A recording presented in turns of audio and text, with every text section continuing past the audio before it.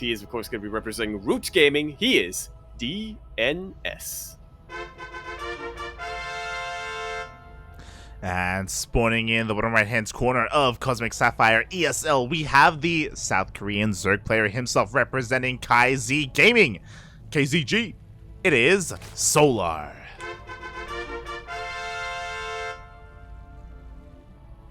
Poor Solar, man. He thought he was going to have a group where he didn't have to play just one matchup. Well, actually, maybe this is better for Solar. He has played nothing but ZVP in this entire group. Yeah. For those wondering, earlier today, Raynor went up against Solar, and Raynor whipped out his Protoss and 2-0'd Solar with Protoss. That is absolutely brutal. Yeah. Feels bad, man. Feels bad. Hopefully Solar isn't too demoralized. That's the biggest thing that I'm wondering, right? Like, to be beaten 2-0 by Raynor's off race is, again, a hard pill to swallow. Yeah, I mean, trying to go up against Raynor in general, like, feel like most players, they probably know that it's gonna be a tough ask. It would have really stretched Solar ZVZ, but he thought he may have potentially had a chance in ZVP. Well, if he did, he clearly thought wrong. Exactly, and now Solar has another chance here, to be fair, in the decider match against DnS. Another Protoss, though, so again, hopefully his mental is still in a good place. After a series against Raynor, hopefully he's been able to take a moment to breathe and recover, and we'll see how well he can perform here against DnS. I also wonder if DnS was watching that last series. It's possible. Maybe Solar's warmed up, maybe DnS has been able to prepare something, but yeah, it's very much a matchup that's up in the air. It's kind of hard to predict what's gonna happen here.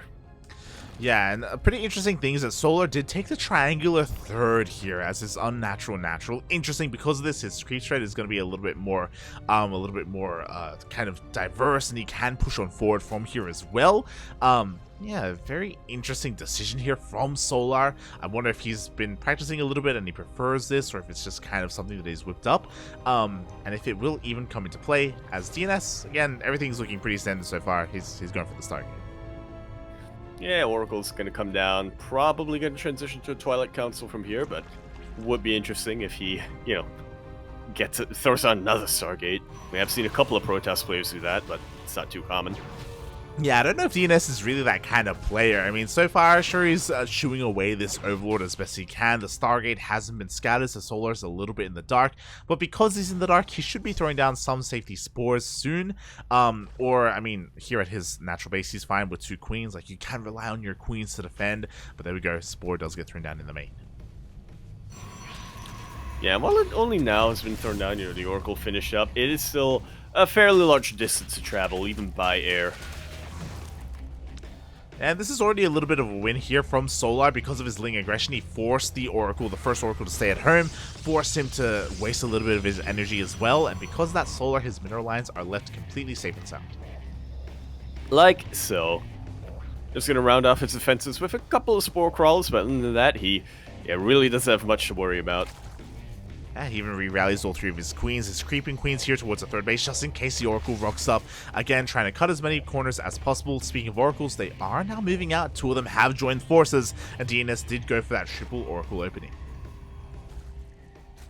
Okay, then. Behind this, he is, once again, doing classic things, going for that Twilight Council and that Forge. How much damage can he get with these Oracles, though? How badly can he disrupt the Zerg economy? Decently well. Yeah, that was pretty close, mate. One of the Oracles barely survives with 7 HP for 3 drones. I mean, because it survived, well worth it here for DnS. Is going to be able to meet up with his 3rd Oracle at the same time. Bit of a Ling run by. Ooh, actually gets a surround on this sentry, but with the force field, DnS keeps the sentry alive. Like so. Yeah, that was almost a nice pick up there by yeah. Solar. That was pretty close, pretty close. And even though we've had a lot of wacky shenanigans with Miyamaika and with Harsem, now we're back to a little bit of normalcy. You know, this isn't the first time we're casting Solar today. He did take it to Mana earlier tonight, but DnS is a very different kind of player. He is playing a little bit more standard here. If you remember, Mana was just opening up double Stargate, so DnS being a lot more standard with his play. I said double. Sorry, I meant to say double Oracle. Double Oracle, yeah, I get what you mean. And yeah, I'm also getting flashbacks now to Solar just preventing Mana from ever getting a 5th base up and running. We'll see if we have something similar going on here. Like you said, Mana played out his series in a very interesting manner, which prompted Solar to get a Spire in response. But for now, I mean, you know, he doesn't really have too much to worry about. Solar, I mean, he is doing standard Zerg things. Ling, Bane, Roach, Ravager. Exactly, and we have a prioritization on the melee upgrades instead. We were talking about this before, and I do think this is going to work better than it did against Mana, because DnS is playing stock standard triple Oracle into Blink Stalkers, right? It's very, very standard what he is doing. Very meta. Current meta, I should say. And I feel like rushing into +1 melee, rushing into +2 is exactly the correct response here for a lot of these Zerg players. They've been having a lot of success with it, and Solar, I'm sure, is feeling quite comfortable with the game so far. Yeah, Blink Stalkers will just outrange Roaches all day, every day. They can't outrun Lings, though. And once they use their Blink once, they're kind of sitting ducks until that comes off a cooldown. Yeah, exactly. For the time being, he's trying to clear up as much of this creep as possible, but as soon as it gets cleaned up, Solar is very quick to replace it here with his queens. More Lings are on the way, by the way. Baneling speed as well for those Baneling run-bys to try and hinder the economy of DnS. And again, unlike Mana, DnS, he has some walls, to be fair. Like, his mineral line is relatively safe. A very different kind of wall here from DnS compared to what Mana was doing. Yeah, he's keeping his 3rd base safe, but he's not really, you know, locking out his expansion paths. If he's not really able to expand towards the west, then he can always expand east. Oh! The queens get cut out, and that is a massive pickoff here for DnS. Gonna hinder a lot of creep spread, and also hinder a lot of the anti-air, the transfuse energy, just about everything. Very nice pickup indeed, but he has to be a little bit careful not to go too far into creep. The Lings, they do dive on top of the army as soon as possible, but with the force fields, DnS is going to be able to keep the army at bay. Bearing in mind, as soon as those queens died, we saw 3 more queens in production for Solar. Very quick to replace them, and very quick to counterattack as well. Just like so. Oh, yeah, it actually doesn't go for a mineral line. Oh, because we have a Baneling run-by here at the 3rd base. Instead, the Lings just trying to chip away at those rocks, and oh, actually, they can even deal some more damage here. Is that wall not a wall, somehow? I guess not. I guess, yeah, there is a little bit of a pathway there. Just about able to sneak him in. Once again, Solar doing Solar things in a ZVP. He's trying his best to prevent DnS from expanding further.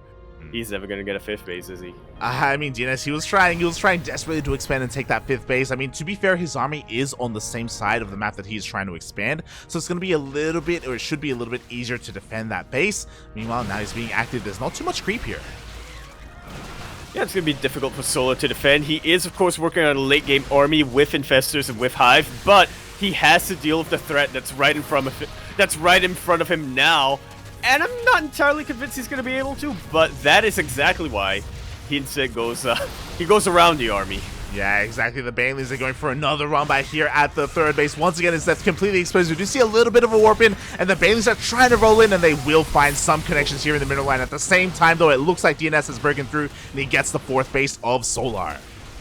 We're in a little bit of a base trade right now, and Solar has some decent defenses, but I'm looking at the army supply difference right now, Light.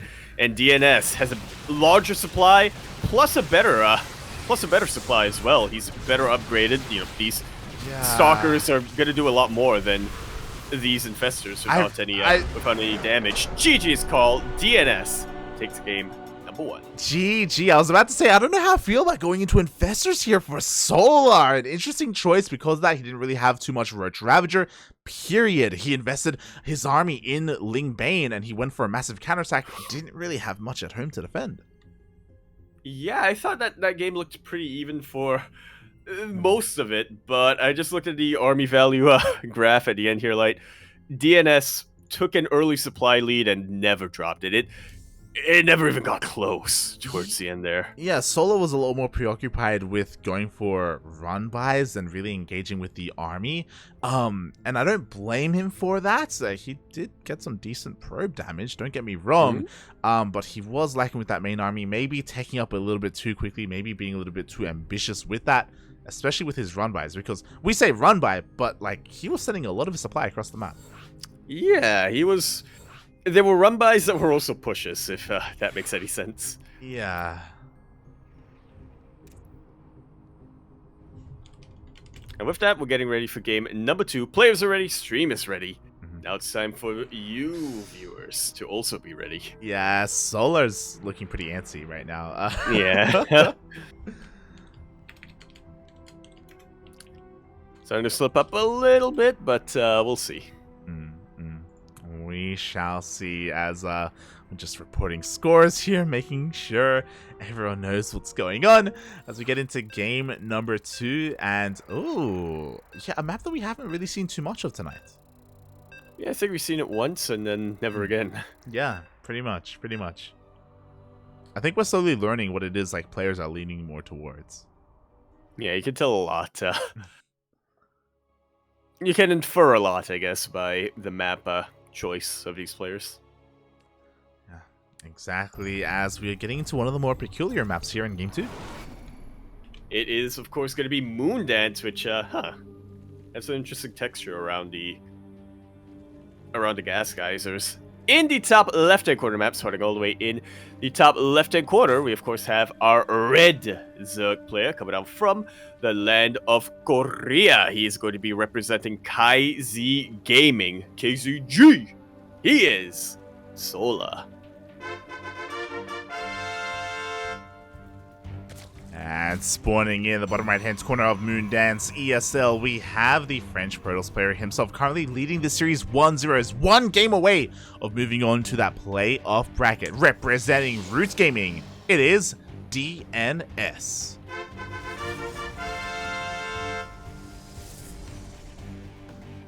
I think we asked this the last time we cast at DNS, but now we do have, I don't know if I call it confirmation, but we have been given an answer. DNS apparently stands for Do Not Surrender, or something along those lines. Oh, yeah, I do recall.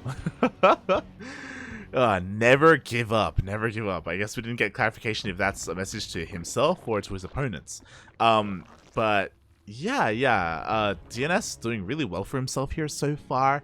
Already this series, I do feel a little bit bad, especially knowing that Solar lost to Raynor before this. It's like, it's a little bit bittersweet. Like, lost to Rainer's Protoss before this. Plus, Solar very vocal about his thoughts on the PvZ matchup. One of the more vocal Zerg players in Korea about that, and my heart goes out to him. We'll see if he can overcome it, or if DNS can take advantage of the situation here. Again, Solar just committing so much to these counterattacks. Maybe he can find a little bit more success on a smaller map like Moondance. But this is going to be interesting because we talked about this before. It didn't really come into play, but we do have these pocket bases available for our players if they want them. I think the last time we casted this map was in Kelza versus Patty Mac, I want to say. Yeah. And of course, we were speculating a lot from kind of a Terran perspective. Is Kelzer going to lift up his main base if the game goes on long enough and then grab that pocket expansion? Of course, that entire series lasted less than 20 minutes, so yeah. we never really got to see that, but maybe this is going to be different. Yeah. Unfortunately, we didn't really get to see too much of this map play out. No player was able to actually expand here earlier today, so a little bit of a feels bad, man, but we'll see how things go here. As once again, DNS standard opener. That's the other crazy thing about what we saw last game, is that DNS didn't do anything special. Like it was, he went for his opener, he did a little bit of damage with his oracles. It was just like solid play, solid defensive play as well. He messed up a little bit when it comes to protecting his mineral lines, but like when it came to his overall army control and macro, like it was solid. Yeah, it really much was. I have to wonder if it would be much different if Sola fought with his entire force at a time, because it did feel like he was splitting up his army a lot, half of it to go for run-bys and half of it to defend as well. But, looking back to that army graph, he was never really able to match the army supply of DnS either. So, yeah, that would be something to keep in mind. Again, we talked about this a little bit today.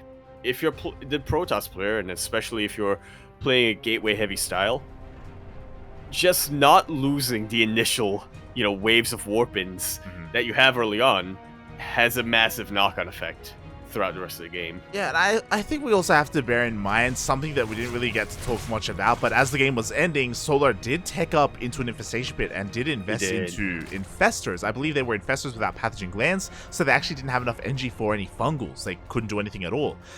It was an interesting choice. I'll be honest, I haven't seen Zerg players try and play with infestors and fungals against heroes like Gateway style. It's a pretty interesting take. But as we saw, when you're transitioning into infestors, you do leave yourself quite vulnerable when that happens. So we didn't really get to see that come to fruition.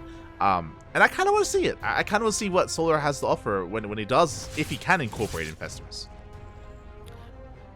Yeah, we got a little bit of a glimpse of that in the series against Mana. But of course, Mana took inspiration from the Swarm Toss style, but didn't really, copy it one-on-one. It was a very unique thing that he had. So I get something a bit more standard, then we'll see. We'll see if it will have the same effect. Yeah, so far nothing crazy. Solar's just droning up, working on his Roach Warren, confirmed that there was an Oracle opener, a triple Oracle opener at that. Trying to be a little bit aggressive with his links, trying to force DnS to come back home. And a pretty interesting thing here is that DnS opts to take his third as the pocket base. Yeah, definitely not as much income as a Protoss player would typically like to have at this stage of the game, but it is a lot safer.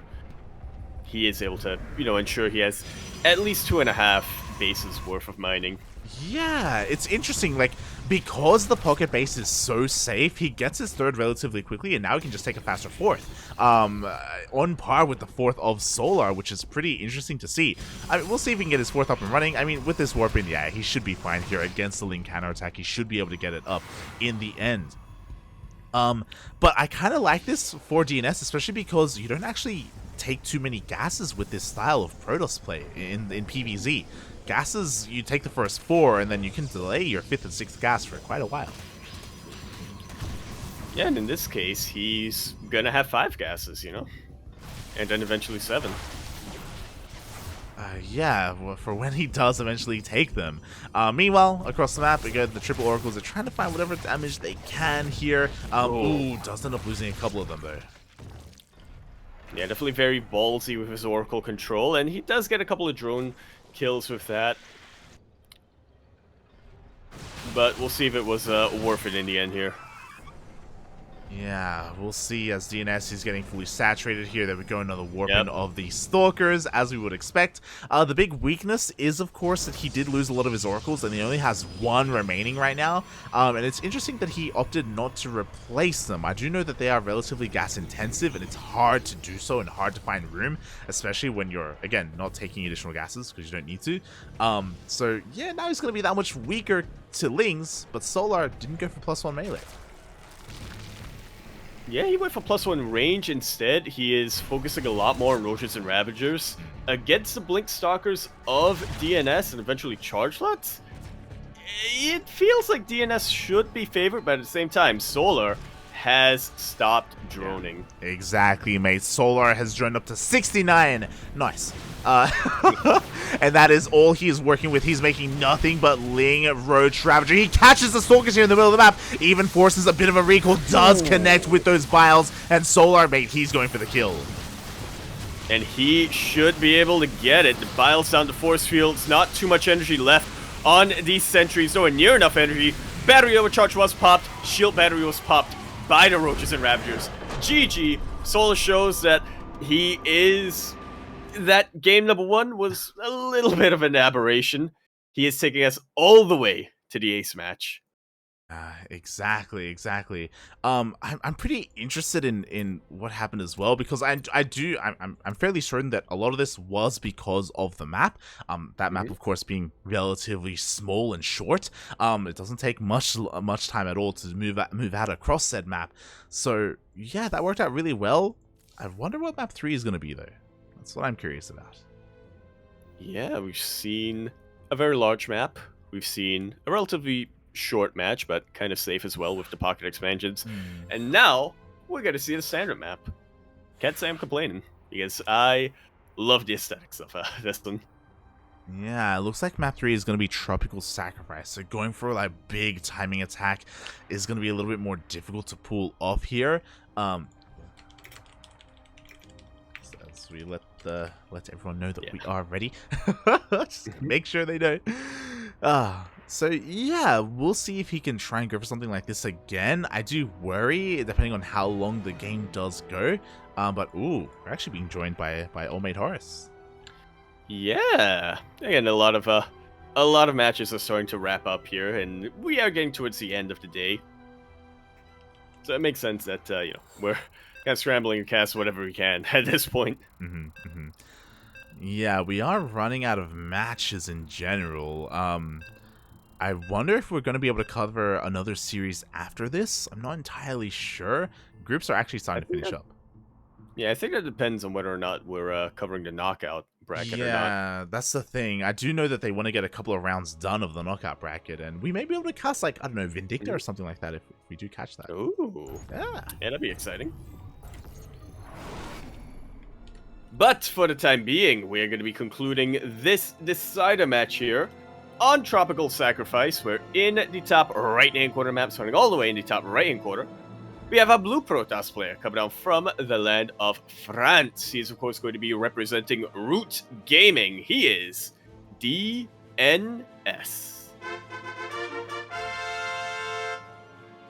Do not surrender. And spawning in the bottom left-hand corner of Tropical Sacrifice ESL, we have the South Korean Zerg player himself representing KaiZ Gaming. KZG. It is Solar.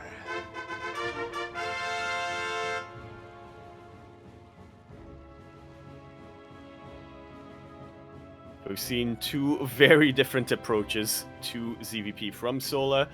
Similar things coming out from DnS. Is this the time for DnS to switch things up? I don't think he needs to. He probably does, yeah. We'll see. I mean, something important to bear in mind that came into play in the last game is that because DnS was being a little bit careless with his oracles, he wasn't able to really get an eye on the drone count of Solar, of the army positioning as well, being able to tag the roaches and be aware that a big push was coming, because the reality is that he didn't know. He didn't know that roaches were moving out across the map. Otherwise, his own army wouldn't have been out there and wouldn't have been caught out. So DnS didn't know what was happening until it was literally too late. Too late, yeah. Yeah, Solar was already in his face. And part of that, I do think, was due to the fact that he lost a lot of his oracles. He was careless. Yeah, it goes to show how much utility that unit really has in pretty much any Protoss matchup. You got stasis wards, you got scouting information, you got revelations for detection, you know? Plus, on top of all that, it does damage? It's an overworked unit. Yeah, why stop building them? Why stop at 3? Yeah, because it's supply intensive and you're not the most efficient. That's not it. Just make oracles. That's all you need as a Protoss player. Cap. We'll see. If DnS does switch things up here, if he does more of the same as he moves on forward, and there we go, another Stargate. Right at the edge of the base. It's actually very close. I'm looking at the main base right now, how he's positioned at that starport. It isn't that far away from the third base of Solar. Yeah, it's as close as can be, which means your Oracle can zoom across the map as well. Again, very efficient when it comes to timing-wise, when it comes to the length of the map.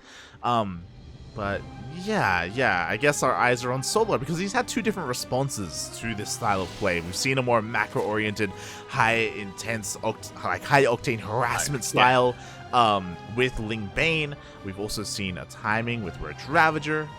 Game 3, now what do we see? Nidus. Yo, it's not me and Micah, right? Calm down, buddy. Calm down. Potentially, but yeah, I definitely agree with you there. Like, Solar has a lot of builds that he practices, but it feels like whenever he goes into a tournament, he usually has 2 or 3 that he's really comfortable with per matchup. Yeah. Typically, like again, Solar, he isn't a very cheesy player. Sure, he can hit some timing attacks. Sure, that's great, but again, like going for things like Niduses, going for like queen pushes with Dropper Lords, like that just isn't really Solar's MO.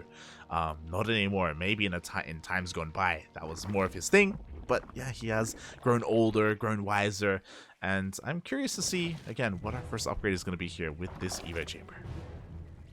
Melee? I'm feeling it. I'm feeling it. Yeah. And if it is melee, Baneling Nest? Baneless? No, it's probably not. It is probably going to be a little bit more standard. There we go. +1 melee is on the way. And we should be seeing a very similar, well, eventually I imagine, a pretty similar and standard composition coming out from Sola. Ling, Bane, Roach, Ravager. Yeah. That's... Unless he gets Hydras. he's not that crazy. I would be shocked if we saw him go for Hydras. Meanwhile, Double Oracle does slip on in. They're going to get a couple of workers, but ooh, one of those Oracles does get taken out. The other one's getting low as well. Is able to survive, but yeah, that Oracle is going to have to be very careful with how it dips in. And it does also mean that he won't be able to be as ballsy and get the full scout that he would like to. Yeah, he did confirm the Evo Chamber, and he did see it researching, so he has a piece of the puzzle. But again, losing an Oracle this early on hurts so much. Third Oracle does join up here, but oh my god, he has to be careful of the queens! Oh no. One more queen, and that would have been the end of that Oracle. Yeah. Cheats death not once, but twice. One more shot is all that Solar needed. Meanwhile, DnS moving out with a handful of units already. Going to try and find some damage. Maybe catch Solar a little bit unawares and off guard. He does get a couple of creep tumors. Does throw down the stasis trap, but again, he shouldn't really find too much more than that. Ideally, he would get a queen, but the queens do have plenty of energy to transfuse. I like how much more active DnS is being this game. Previously, he would just harass a little bit with the Oracles, build up back home, and then wait for Solar to come into him. This time, he is taking the initiative. He is trying to make sure that his creep spread doesn't get out of control. He is trying to, best case scenario, just contain Solar for as long as possible. Yeah, but he has to be careful because things like this can happen. We see a full surround here with the Lings. They just shut down all of these Stalkers. Oracles do come in and they will help them out. Again, this is the value of the Oracles. Imagine if there was a third one with them. But that was all planned out. He just wanted to make sure that Solar fell for that stasis trap. God, and that is why these Oracles are so important. This is why, personally, I kind of wish that DnS replaced that third Oracle that was lost. Because we need them, especially when we're going up against things like this. Mate, we're running out of energy. Very quickly, and you don't want to be relying on Blink Stalkers against Lings specifically. Oh, exactly. Meanwhile, there we go. +2 melee immediately on the way as well. Once +1 is done. So again, Solar is doubling down with that. We have the Baneling Nest. We're going to have Baneling Speed shortly as well. DnS trying to get his fourth up and running. Very interesting location for the fourth as Solar tries to go for a run by. Not finding too much of the run by yet, but there's no shield battery. Not quite able to slip on in though. Was a backup wall, and of course the Oracles are always something you gotta watch out for as the Zerg players. Speaking of watching out, that's a full surround on the third base. That was a kill and not a cancel on the fourth. Not like this. DnS, the fourth base does go down. He's going to try and expand, but again, Solar has eyes on the southern fourth as well. He has eyes on everything. He has Lings everywhere. He's going to try and dive back in, but this time with 4 Stalkers, okay, the natural base is safe and sound. And Solar, he's done a great job of just, again, alleviating all that pressure from earlier, how DnS was in his face. Now DnS forced to back up, forced to stay at home to get this fourth up. Yeah, he's going to be stuck at home for quite some time at this point. Exactly, and with all this time, Solar, he's droning on up, he's taking up as well. Infestation Pit is on the way. Because we have +2 melee with the Infestation Pit, we can go into Hive, we can go into Ultras if he wanted to as well. He's got a lot of time to work with. Oh, the Oracles, though, again, looking to try and hinder that economy. Not fighting too much, though. And with just how little energy they really have on them. Yeah, I don't know how I feel about this, but they do waste some energy here on the 4th base. Meanwhile, we do see a massive Ling counterattack. Oh, but the Stalkers were in position this time. Again, DnS, he's holding on to that fort. And he has got a massive chunk of Stalkers over here. That's a lot of Lings, and they are Lings with +2 melee, I believe. Oh, not something he really wants to tangle with. A little bit of a Ling run by. Gets a couple of probes, but DnS was able to pull out in time. Doesn't lose. It could have been a lot worse for him. It really could have. I'm a little bit shocked by the lack of SimCity here by DnS compared to some of the other Protoss players who do rely a lot more on walling off. This 3rd base feels a little bit too open, but maybe you can make something happen with that. Meanwhile, a little bit of a Ling run by does get caught here by these Oracles. They do have their eyes on it. If you want to try and go for a Baneling run by, it just isn't going to happen. But he can still go for the Ling run by. Taking out that shield battery, and he's satisfied with that, evidently. Yeah, at the same time, the main armies are dancing with each other. With the Oracles not being with the main army, that means these Lings can do a little bit more, but DnS, he just runs all the way back home to the safety of the cannons and the shield batteries. And you can really tell Sola, he wants to push. Yeah. He wants to hit this army, but he knows that he can't, not with all the defenses that DnS has. Best case scenario for Solar, he's able to find a surround on top of the Stalker count. And that is something to keep in mind here for DnS. We talk a lot about how PvZ has become more swarm toss heavy. Great connection on top of that entire mineral line. 16 more probes have been taken out.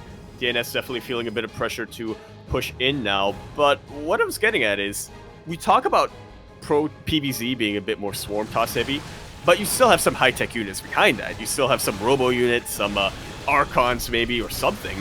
DnS is just going straight Stalker charge lot Oracle, now getting Templar Archives. Yeah, again, and with this style, ideally you get some momentum. Unfortunately, he just really hasn't found any. Not yet, not so far. Solar, with all these Lings, has the perfect defense. Meanwhile, bit of a Zealot run by, but there are Erosions in position to stop them, so the Zealots don't really do much of anything, and DnS is still struggling to recover, to rebuild all those workers. Now he's taking his gases as he's looking to transition. As he transitions, Ultra Cavern is on the way. Yeah, DnS is getting into his mid-game tech. Solar is already in the late game. Well, exactly. Even forces a recall. We see a full surround. The shield battery goes down. A couple of probes as well. With the recall, though, again, this 3rd base is going to be able to stand strong. But does that matter? Because Solar, he just wants to buy time for those Ultras to go for the kill. Yeah, not quite able to get it yet, but he's getting there. Yeah. This is a pretty big window of opportunity for DnS, though. Solar, even though he's finishing up the Ultra Cavern, it's still going to take time for him to produce the Ultralisks, to clear up supply to be able to get the Ultralisks, to get both of the Ultra upgrades. It's not, it's not the nail in the coffin yet for DnS. Yeah, like right now his army is not looking too bad, especially with the incorporation of these Archons. Archons, they're great against Lingbane, as we can see here. Solar really respecting this army, backing the hell on up, but the first Ultras are on the way. And oh my god, there are so many Banelings, they killed the Archon anyway. Yeah, not very efficient, but I suppose it doesn't really have to be. Yeah. Solar has a bank that DnS does not. Oh yeah. Well, a mineral bank. Not so much of a gas bank. Yeah, that's something that we have to bear in mind. We do see Solar trying to expand again, but Banelings are here to help deal with these Zealots. The expansion is going to get up and running. Meanwhile, across the map, Stasis Trap does come off. Body blocking the survivors as well.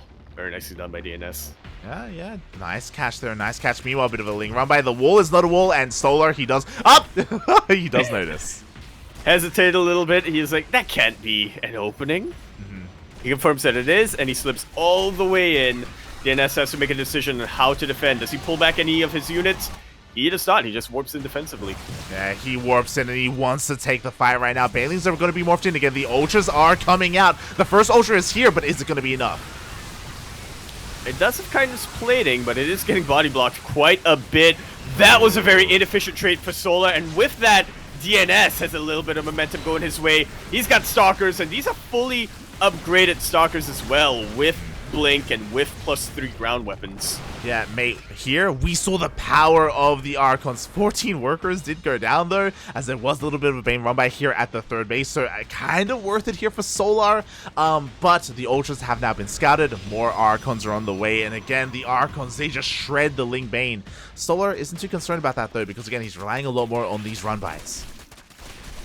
Yeah, Ultras are definitely very powerful, but on their own, they are very easily sniped as well. They're massive targets. You need a little bit of a buffer of Lings, but Sola doesn't really have them right now. He's going to have even less of them, with or fewer of them, if these Archons get a couple of volleys off. Yeah, meanwhile, that was a kill there on the 5th base of DnS. He's really struggling to get it up and running every single time he does. Lings just show up and they just wreak havoc there at that 5th base. A little bit of Zealot run by is going to be a little bit annoying. DnS is just taking a moment here to recover. He is still pretty far down in supply. His army is looking pretty strong, but again, as the Ultra count gets higher, we don't really have a solid response. We don't have Immortals, we don't have Void Rays, we don't have a transition to Skytoss. The first wave of Immortals are finally now on the way. And it's definitely a start. But even when they, pop out, feels like we're in a classic PvZ where Solar, or DnS, sorry, has the better army, but Solar has a much, much bigger army. Yeah, exactly. The Ultras are getting sniped here, but the 5th base goes down once again. Banelings are rolling on in. This time DnS will respond, and he's not going to lose too much at all. The Lings are going to be able to get a lot done, but DnS doesn't care. He's pushing out across the map. Yeah, there's nothing really here to stop these Archons and these Stalkers. Kind of the perfect counter to the army supply, to the army composition of Solar. Now we have the Ultra thrown into the mix just to really round it off. But here come the Lings from behind! Yeah, we see a full surround here with those Lings. The Immortal goes down, the Archons as well. Solar finally getting the fight that he really wanted, and DnS is crumbling in the supply. Great target firing from these Queens and these Roachers and Ravagers. They were focused on nothing but those Archons, and once they were dealt with, there was really nothing stopping the Lings from getting their full surrounds on the Stalkers. That was I guess probably my biggest question here, after Sola has taken out so many probes. How much longer can DnS sustain an army like that? Not much longer. As we're about to find out. He can't, mate. He's running out of money. He needed a 5th base long ago. He's been trying to establish it for so long, and Solar knew that that was his win condition. Just starve out my opponent, eventually just out-trade him, and that's exactly what happened. We do have a lot of defensive Archons here, and again, a very great defensive position here for DnS, but he can't really fight this army. At the same time, Baneling run by. There's one thing Solar does well. It is crash Banelings into probes. I don't think I even want to look at the unit loss tab, like. I don't think so either. Again, Solar relying so much here. Another Baneling run by at the 3rd base. Every single worker going down. DnS down to 27 probes. Just ignore the main army. Just dance with it. Just distract his opponent and just go for Banelings. That's all you need. Yeah, there's not really a whole lot DnS can do from here. A very beefy army, but a very small army, and an army that can't really be replaced at all. And Solo was waiting for the counterattack. He's like, what are you going to do? Push into me? Are you going to push into Ultras? Like, Ultras, they're ideal defensively. They're ideal on creep, and now he's pushing off a creep, but that's because he just has far too much. GG is called, and Solar, after getting a little shook in the first